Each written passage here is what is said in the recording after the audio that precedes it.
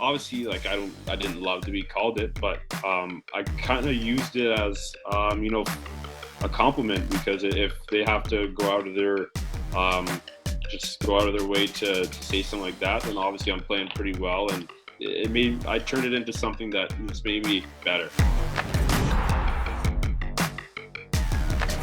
Welcome everyone to Hockey Culture. This is the place where we try to change the culture of hockey, one interview at a time. I'm Anson Carter, and today's guest, the pleasure of joining us, Akil Thomas, LA Kings draft pick. Akil, welcome. Thank you. Thanks for having me on. Well, I want to take it back to growing up. We're both from Scarborough, and Scarborough has a long line of black hockey players who play in the National Hockey League. The Stewart brothers, Wayne Simmons, myself, Joel Ward, Kevin Weeks. Coming up through Scarborough, were you aware of like the lineage of players that grew up from Scarborough that played in the NHL? Because it's a pretty small, unique group. Yeah, it's a small hockey world in Toronto, and even in Scarborough, it's even smaller, obviously. So growing up, when I was watching TV and, I'd hear, this guy's from Scarborough, this guy's from Scarborough, definitely, meant a little bit different to me. And, I'm very proud to say that I am from Scarborough. And, every player that comes out of Scarborough is obviously, just as proud. So, I love it. And, I like to stick to my roots. So it's awesome that, there's been a bunch of players come out of Scarborough and do well in the NHL. What kind of impact did some of those players have on yourself personally? Because I know Wayne and a bunch of the guys there, Chris and Anthony Stewart, are pretty heavily involved in the community there in Toronto and giving back to the minor hockey community. Yeah, I mean, in my draft year, I remember Anthony Stewart took me out for a coffee and just basically told me, what to expect come draft day and, come camp after, and, everything, that I needed to just know going into the process of being drafted and, having a bunch of eyes on me all the time and, earning my way to, my first contract and stuff like that. So he definitely took me under his wing. That definitely felt good. And ended up just randomly running into his brother Chris and Wayne in Toronto downtown, and almost had the same conversation. So it's a tight group, and they've kind of taken me under their wing, and just the fact that they knew who I am, it definitely made me feel special, and made me feel like I was maybe a part of them. And also, in addition to that, your dad played hockey, your uncle Leo played hockey, your mom and dad owned a Tier 2 junior hockey team. I mean, the Thomas family is a hockey family. What influence did they have on your hockey career, and how nice is it to have people that played pro in your family that you could just reach out to talk to them and have candid conversations about potentially becoming a professional hockey player? Yeah, like you said, we're a total hockey family. I don't remember not wanting to be a hockey player. It was like what I wanted to do since, I could ever remember. And I've just had so much support from my family growing up, and, all my aunts, all my cousins, all my uncles, they're all doing whatever they can to just help me and support me and kind of push me further. So, my family sacrificed a lot for me. We moved from Florida to Canada when I was like 11, and that was for my hockey, for an 11-year-old's hockey. So just by things like that, I knew that, my family was completely invested in me. And I think that's what you got to do to young kids. You got to make it feel like, you believe in them, and, invest everything you got into them. So, that's why I do what I do. I owe it to my family, and, they've just sacrificed so much. So it just keeps me going when times get tough. Interest in Florida isn't the same. So talk to me about your schoolmates and having those conversations when you played hockey, but also your teammates too, before you guys moved back to Toronto. Yeah, totally different world.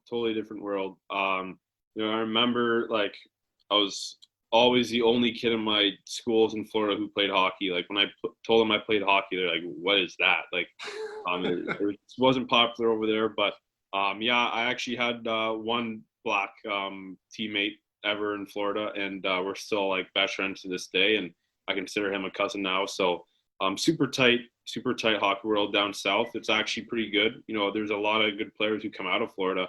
People don't realize a lot, actually, more than people think. But I had a great time down there. I loved it. I had access to a rink. It was pretty close to my house, and my dad got a little bit involved with the rink. So sometimes I'd sneak on before school and just work on things with my dad. And, that's kind of where I took my hockey career a little bit more seriously. It became more of like a job and more of a routine, something I, just did every day. I did 1 hour a day towards, my dream. So it was great growing up in Florida. Then obviously, you moved to Toronto, and if you are 11 years old and you don't play hockey, it's like, what are you doing, right? So total different, culture, and ended up going to private school in Toronto, and it was awesome. I had a great time in Toronto. So, I've just been, privileged to, have a good couple of years growing up. Did you have any sort of negative experiences playing hockey because of the color of your skin? I always like to believe hockey is getting better when it comes to stuff like that. However, I still get people that reach out to me, parents in particular, tell me that their kids were subjected to these racial insults. And, if you get one phone call a week or one text message a week, I think that's one too many. And I still understand it still exists. What was your experience like? Because you came up in the game of hockey long after I did.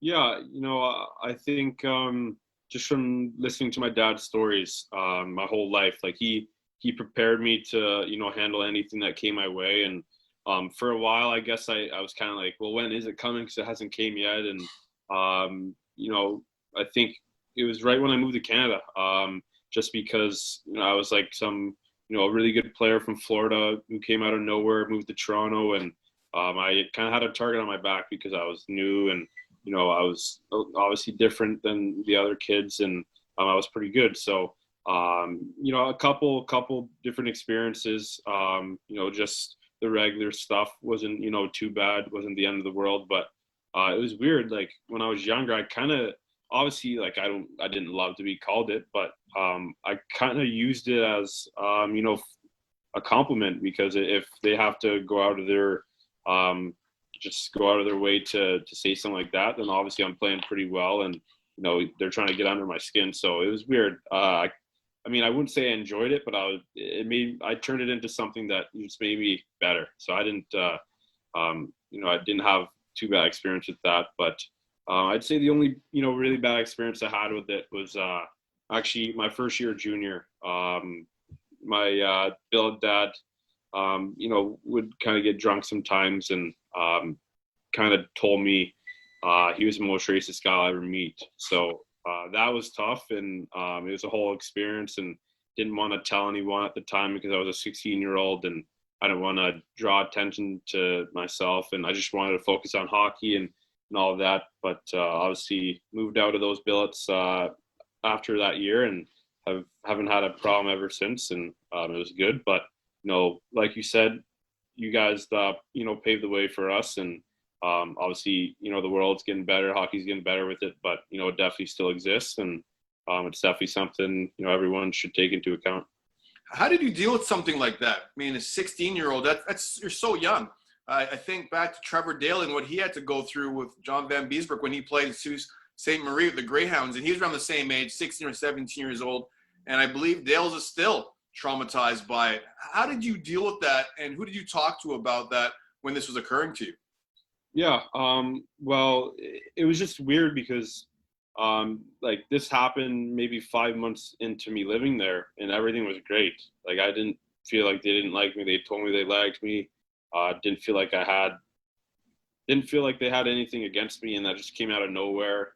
And it just happened to be that I got a car the next week because I turned 17 or whatever it is when you get your G2, and basically I would just try to avoid them as much as I could. I didn't really feel comfortable sitting down at a dinner table with them.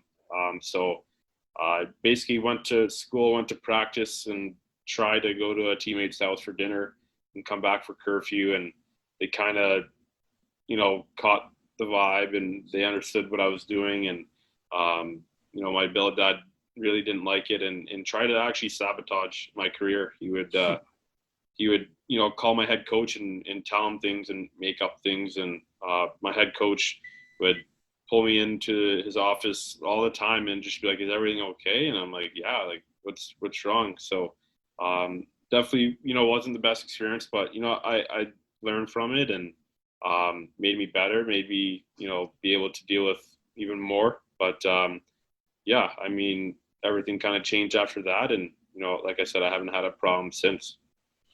Your level of maturity is clear and it's obvious. And, dealing with lessons not only on the ice and off the ice. You wore the C when you played junior.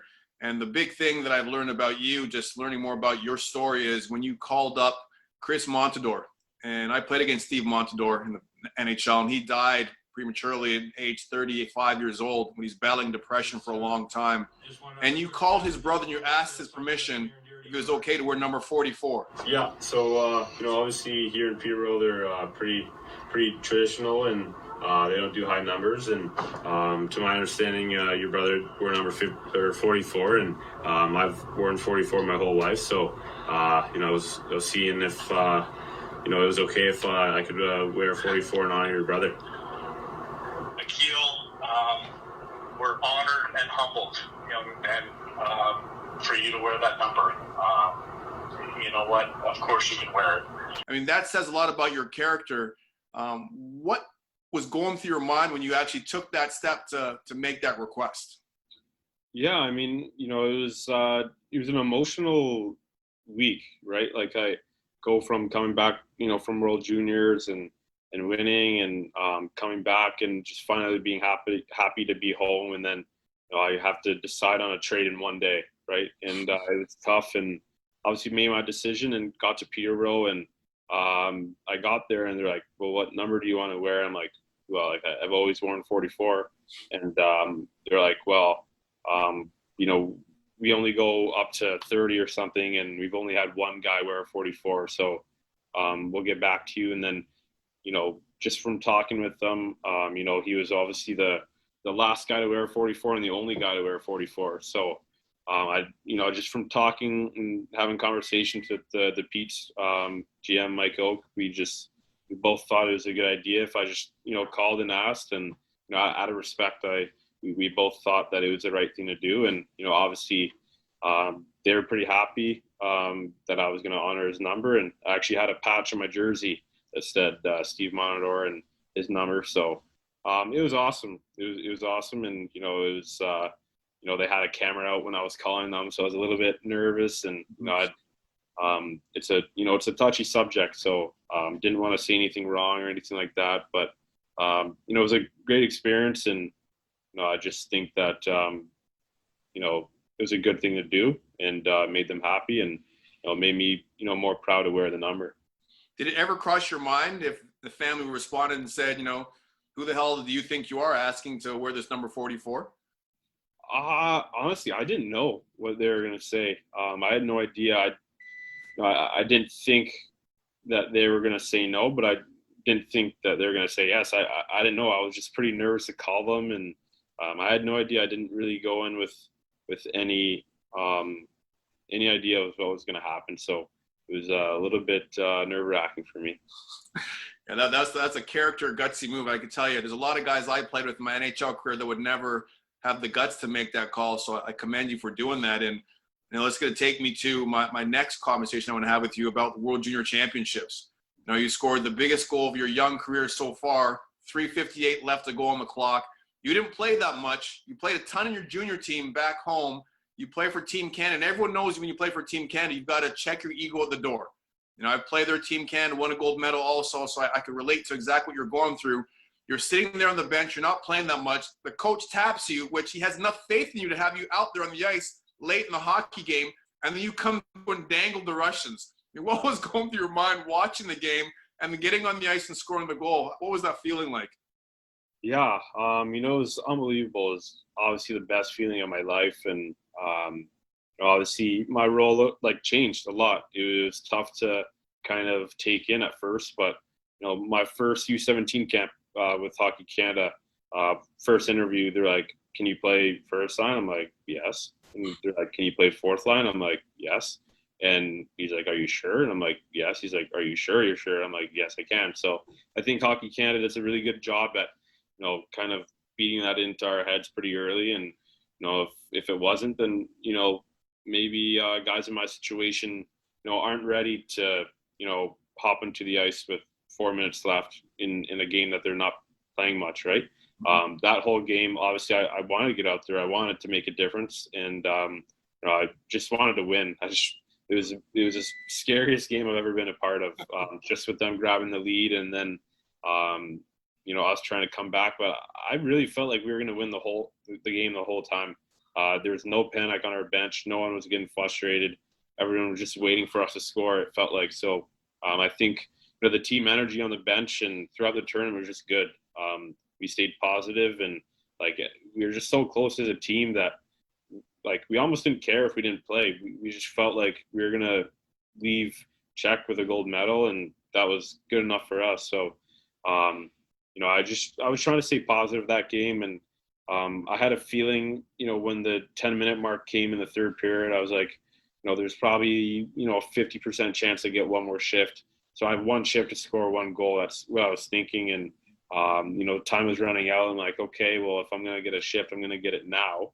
And I literally was telling myself on the bench, like, I'm going to score. I literally said that probably 30 times to myself, 10 seconds up to when coach tapped me. And, when he tapped me, obviously on the bench, when your coach is going to call the next guys out. And I just felt his name or his eyes on my name bar standing up. And for some reason, I just knew he was going to call me. And I got out there. I have no recollection of the shift at all. I just remember just jumping up and feeling something that I've never felt before, and it was an unbelievable experience. It kind of just feels like a movie, right? It hasn't really sunk in. It's just been so cool to say that we won a gold medal. So it's been awesome.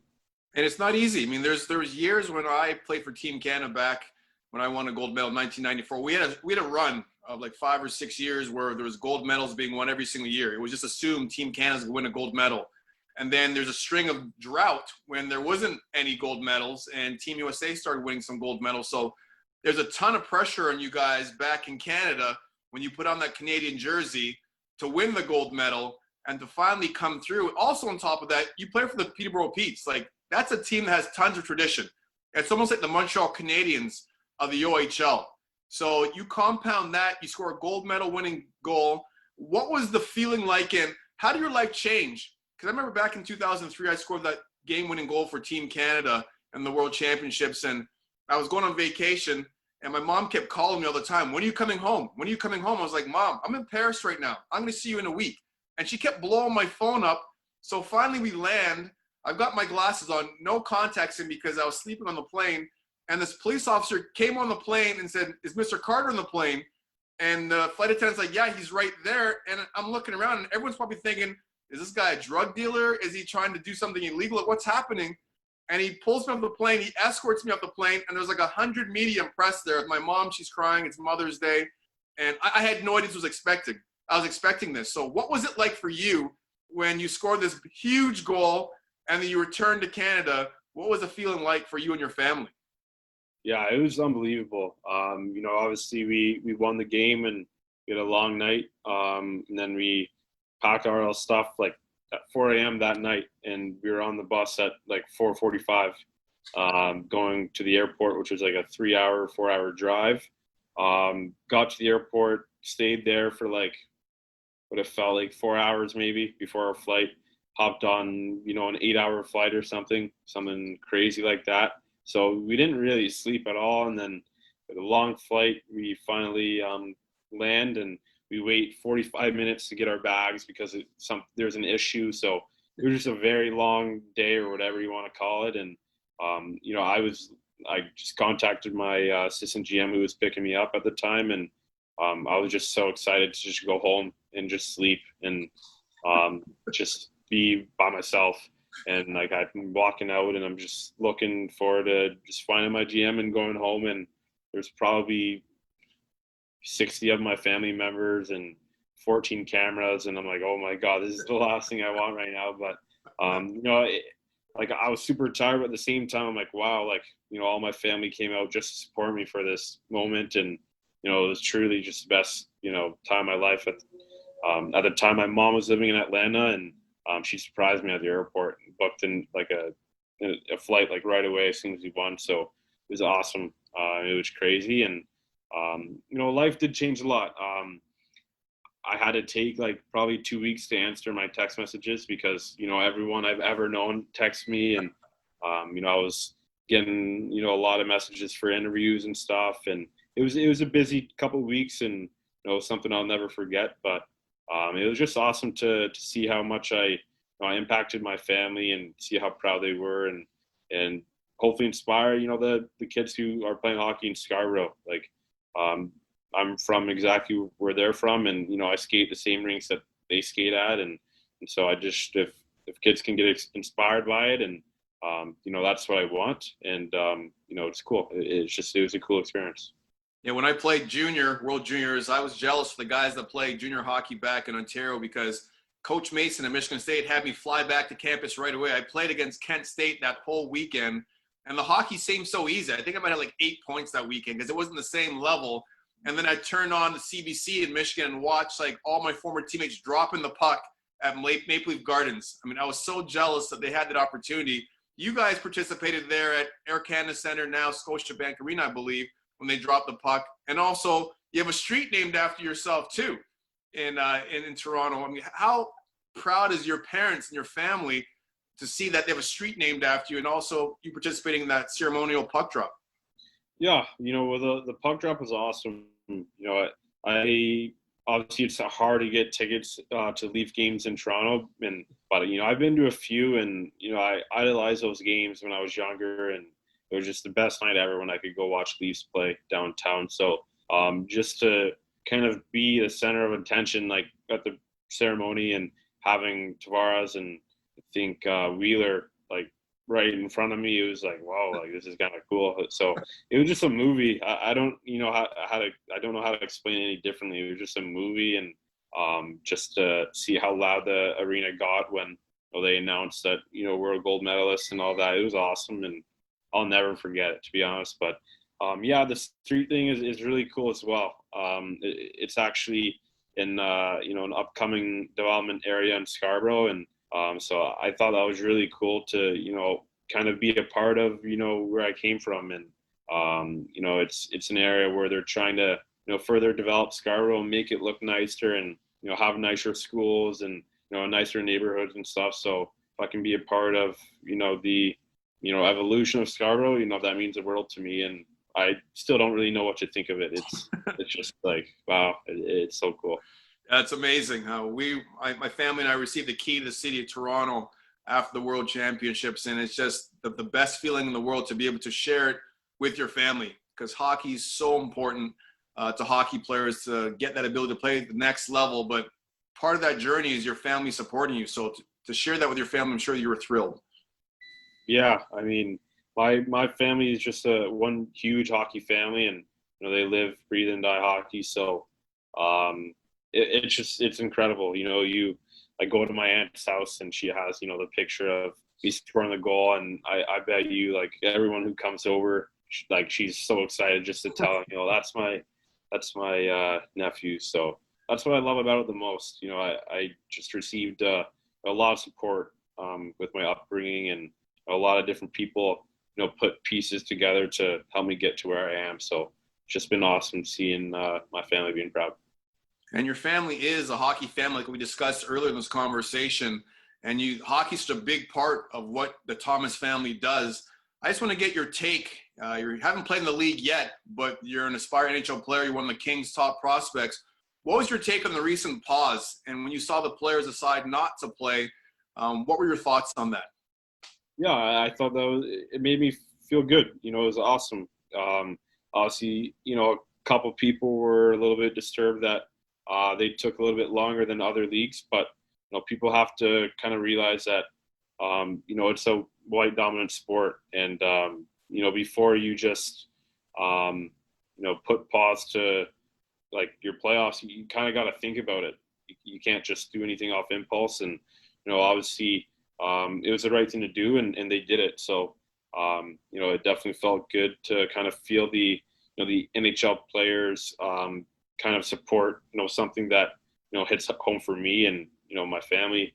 So definitely felt good, and good on them. And it's just it's going to change some things, I think. And obviously they definitely kind of got people thinking about everything a little bit more by doing that. Did it spark more conversations with your dad who played the game, or even your uncle or your mom who's a big supporter of yourself internally within the Thomas family of what's happening within the world because the pause happened within the hockey world? To be honest, not too much, just a little bit. I think my dad just kind of feels the same way as I do. My uncle as well.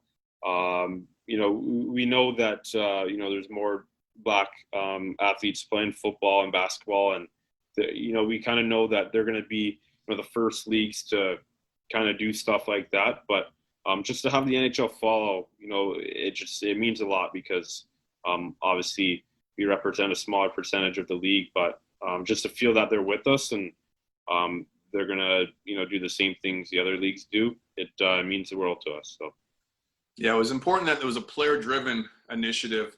I know the league's taken a lot of hits from people, but don't really understand that the NBA league didn't shut down, MLB didn't shut down, it was the players. So if you start saying the NHL should have done this, you're taking credit away from players like Kevin Shattenkirk and Ryan Reeves that were able to rally the guys to make and take that stand, because it takes a lot of courage for current players to take that stand. So I think it's important for people to understand that it was a player-driven initiative, and I'm like you.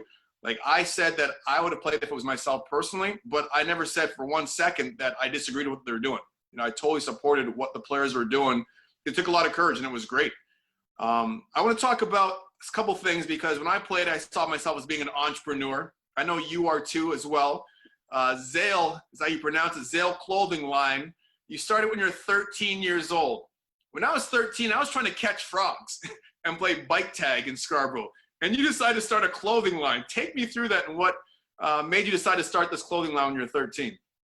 Yeah. Well, to be honest, it started off by, just selling like hockey t-shirts to my buddies at school, my buddies at hockey. And I literally just started because I went to private school downtown and I lived in Scarborough. So I had to subway to school and back every day. And, just waking up in the morning and asking my mom for $20 for the week for bus fare just got old. I wanted to kind of be more independent, and my parents just growing up, they're like, you need to be independent. So I was like, what, I'm going to show you I'm independent, and try to start my own income at 13. But it did well, and I think that's what kept me going with it. Like people supported what I was doing and they liked it, and at 15 I kind of realized that I can't be making cheesy hockey t-shirts forever. So we started to do something that could speak to a bigger audience and kind of be a bigger scale type of thing. So now it's just lifestyle clothing, and I started with one of my best friends in Toronto, and we've added on some people to obviously take the load off me during the hockey season, and my partner, because he's in school right now. So it's been awesome. It's been a lot, but it's been a really good experience, and I'm learning a lot of different things that I don't think too many 20-year-olds are learning at the moment. Yeah, that's the one issue I have with hockey players, at least when I played, where guys are so hockey-centric that they didn't take the time to open their eyes to other things that were occurring in the world, because you have to be so focused on playing the game. So I definitely commend you taking that approach. I've talked to Ryan Reeves. He's got 7-5 Brewing Company too. So there's other players in the league that are doing that. I looked at your logo. It looks like the trident. My family's Bajan from Barbados, and it looks pretty similar to the Bajan flag. I mean, was this by design, or take me through that design, the logo that you have going on? Yeah, well, I knew I wanted to start a company. I didn't know what I wanted it to be called. I didn't know what the logo was going to be, and just from brainstorming, I was like, what? My mom's from Barbados as well. There's a trident on the flag. Let's use a trident because it's not really used enough, I don't think, and it's a really cool thing. Like it's a really cool logo. So we just got in touch with some logo designers, and we got basically a modernized trident, and obviously had a bunch of different versions, but the one we picked hit home right away, and we ran with it. So that's the origin of the logo. And then Zale means the power of the sea in Greek mythology, and just from growing up in Florida, being by the ocean, and going to Barbados during the summer and stuff, it just felt like, it was a cool meeting, and it meant something to me. So it was just a perfect fit, I thought. And you're not stopping there, the clothing line. You're a co-host on Soul and Ice. I just want to talk to you about that for a second, because I don't appreciate you coming for my job without playing in the league. I mean, right away you're trying to, take a host job. Like, what's going on with this? First you play in the league first, then you try to come for my neck, but now you're trying to come for my job first. Like, what's up with that? Let's talk about that podcast and your involvement and how much fun you're having with that and the conversations that you're having. Yeah, well, that's pretty funny how that started. My buddy Elijah Roberts, he's a black hockey player who's currently going to Ryerson for this year, but we played in the OHL together in Niagara, and we had a great time together. We were best friends, and we're just those two best friends who just argue all the time. We just be at lunch, and I would just say something that I know he was going to disagree with, and then we'd talk about it for 45 minutes. And so we were just known as, those two guys that were just like give shots at each other. Mm-hmm. So one of the employees for the Ice Hogs one day was just like, you guys should start a podcast. Like, you guys are hilarious to listen to. And we're like, yeah, that would be pretty funny. And then he just kept telling us that for a year. And then we're like, okay, well, maybe let's do it, because the season ended, and we kind of started about doing and what we'd want to focus on and stuff. And then the year kind of went by, we didn't really do it, and then we kept on being told we should do one. So we're like, all right, let's do this. And we contacted Kwame, because he was the producer of Soul and Ice the movie, and we thought he'd be the perfect host, because he brings that energy. He knows how to do that stuff. Like, that's his profession. So as soon as we got in touch with him, obviously, Kwame, he's gonna do everything 100%. And from the day he joined, he's like, all right, let's get under the NHL network, and we're gonna get this guest and this guest. And I'm like, okay, I kind of just did this as kind of a joke, but if you want to do it like that, then I'm down for it as well. So kind of happened by accident, but it's cool that it's under the NHL network now, and we're actually talking about some serious issues, and hopefully one day we can kind of make a difference, and just be a platform that any black hockey player out there, or any minority out there, can kind of feel he has a home at a media outlet, I guess. So where can we find Soul and Ice? Yeah, it's on, I'm pretty sure it's on Apple Podcasts, but you can easily go on the NHL website and just search for the different podcasts they have, and you can click a link on there. Right there, it has a bunch of episodes. So yeah, it's been fun. We'll definitely want to make sure our viewers look out for that, and also, more importantly, because I am a swag monster, how do I find the Zale clothing line? Is there a website that we could get out to let viewers reach out to and see where they could find the product? Yeah, it's the website's called zaleapparel.com. So you can find everything there, and on Instagram, Zale Apparel, Twitter, Zale Apparel. So pretty basic. Well, that's good to know. I wear a size large, just so you know. But anyways, Akil, man, thank you very much. I appreciate you taking the time joining us on Hockey Culture today. I've been following your career even before the World Junior Championships. I know you're in good hands with my guys out in LA, Rob Blake and Luke Robitaille and Nelson Emerson, and also Blake Bolden too. So good luck with training camp coming up, and we'll be paying attention in the upcoming or the near NHL season. Hopefully you're on that team. Sounds good. Thank you very much, and thanks for having me today. Anytime.